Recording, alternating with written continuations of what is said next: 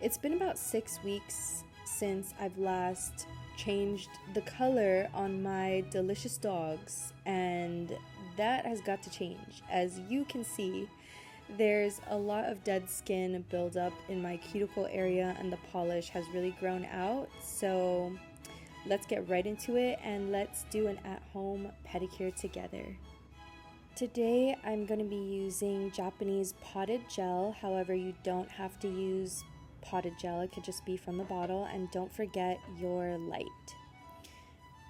So we're going to start off with the removal process, and I'm going to say that I started off using an e-file. However, it was so difficult to stay bent over in this position. I mean, when I tell you I had to move my ribs and rearrange my internal organs to sit in this position and even film this, I'm not joking. So I'm sorry for all the nail techs that might stumble upon this video. This e-filing technique is absolutely horrible, but that's because I had to remove my 3 ribs and hold my breath the entire time. Thankfully, the universe did me a service, and my e-file died on me when I tried to go to the other foot. She said, "No, ma'am. This technique is absolutely horrible, so let's stop this right here. Let's stop this right in its tracks." Also, I do not want to hear anything about the condition of my feet, okay? I know I don't have the cutest feet in the world. They're scarred from years of abuse, from years of walking barefoot, hiking barefoot. I know. That's why we're doing this today. You want to remove the gel polish to the point where it reaches around the base coat. Once it starts reaching the actual nail bed, that's where the damage kind of begins, and you want to avoid that as much as possible. And Exhibit A, that little hole that you see here in the middle of my big toe, yeah, you wanna not do that as much as possible. You don't have to get all of the color off with the e-filing bit. You just want to create scratches in the layer and remove as much of the color as possible without getting to the actual nail. You're about to see me switch to a regular hand file because this electric one gave out on me, so I gave up on it. So I got a funny story to tell you about the crooked middle toe that I have. Do you remember those Disney plastic slippers, the ones with like the glitter and the fuzzies on them, little heel to them? Yes, I used to wear them as often as I could, and my mom told me to stop wearing them because they weren't real. And I'm like, what are you even talking about? Like, they're real. I'm literally wearing them right now. I think what she meant to say was that they weren't real shoes, or they weren't intended to be worn as real shoes. Anyway, they were made out of like 100% plastic, and so my feet could not stay in them, and I would grip so hard to stay in those heels, and my mom was like, "You better stop because your toe's gonna get stuck." And sure enough, it did. So I guess moms know what they're talking about. It's like permanently stuck. I've thought about like, oh, wouldn't it be so cool if I like got surgery to get that shit straightened out? But honestly, I made it this far in life. I don't know if you guys have any tips on how to like straighten out a toe or something. Like, I would appreciate that. So we physically removed as much gel as we could, and now it's time to chemically remove them. I'm going to wrap these Costco hot dogs up with some aluminum foil with a little bit of cotton, dress in 100% acetone, packaged nicely. It's going to steam in there for about 15 minutes, and then we'll be able to gently scrape off the remainder of the gel, leaving us with a clean nail plate. Y'all, please be gentle with this process. This is not the time to go Harambe mode, to, pry off your nail. Like, no. I'm talking about very gentle scraping motions.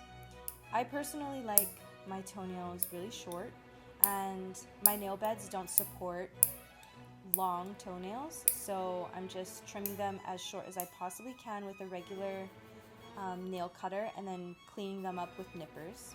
After you have your desired nail shape, you're gonna go in with a file to perfect that. I like mine to be a little bit of like a rounded, slightly rounded square.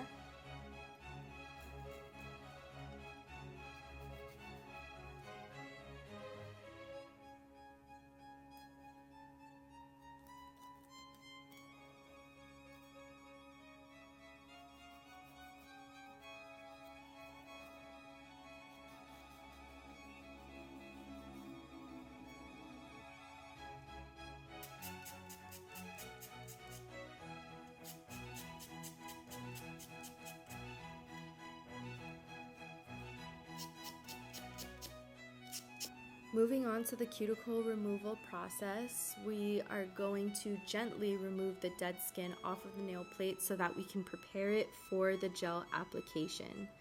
In this video, I've saturated a cotton swab with a glycolic acid peeling solution from The Ordinary, and I'm rubbing it all over the toes itself as well as the nail plate. After I let that sit for about a minute, I go in with a wooden stick and I clean the undersides of the nails, the side walls, as well as the cuticle area. And to be honest, I feel like that does the trick. I no longer purchase traditional cuticle remover, nor do I sit hunched over for hours doing dry cuticle care. It just gets the job done really quickly. Yeah. And after you let that sit, after you're done prepping your cuticles, you want to make sure that you adequately wash off that glycolic peeling solution. You do not want it to sit on your skin for very long. Not that it's gonna, melt your foot off or anything, but you want to make sure that you are going into the gel application process with a fully cleaned nail for proper gel adhesion. Off camera, I've rinsed my foot and dehydrated my nails with 100% acetone. Some general painting rules: you want to make sure to avoid the cuticles, avoid leaking on the sidewalls, make sure that the product is sitting directly on the nail plate, and just because I can, I'm doing a little bit of an overlay on my big toe to even that shape out.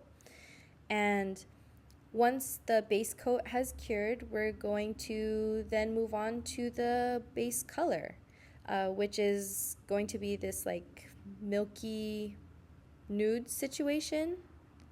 I don't know, it was my first time using it. It was kind of nice. It's been sitting in my little nail cubby for years at this point, and I'm like, oh, might as well use it today. Here's the part that expanded my lung capacity. The part where I had to hold my breath for every single toe that I painted, because now we're moving on to the French line. I felt like opting for a very straight and thin line would be the most flattering on my toes instead of, adding a little C curve. I feel like my nail beds aren't long enough for that. Guys, we should do a breathing exercise. Inhale, and then hold it.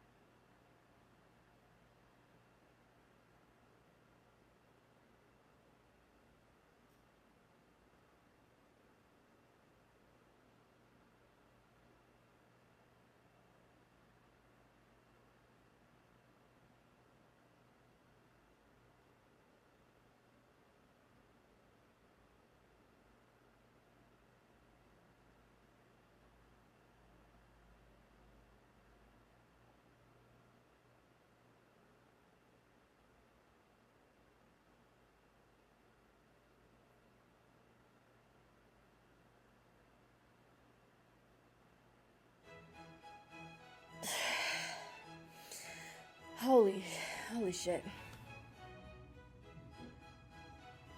I'm doing one final coat of the French tip itself to give it a really defined and crispy look, and then finishing the look itself with the top coat, sealing everything in, and then doing a final cure.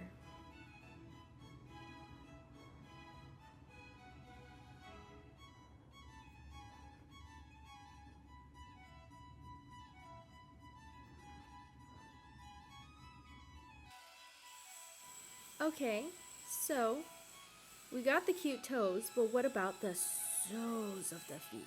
We can never forget that. So that's why I'm going in with an electric foot filer to buff away any rough edges, any excess dead skin, baby calluses, to really complete the look. I cannot stress enough how important it is to be gentle with your feet. They carry you throughout life. Please stop with the cheese grating. There's no cheese. No more cheese grating. That's why I'm using a gentle foot filer. That's why it has a really fine grit. And that's why I'm barely applying any pressure. Although it looks like a lot of dead skin is coming off, I am not grating anything.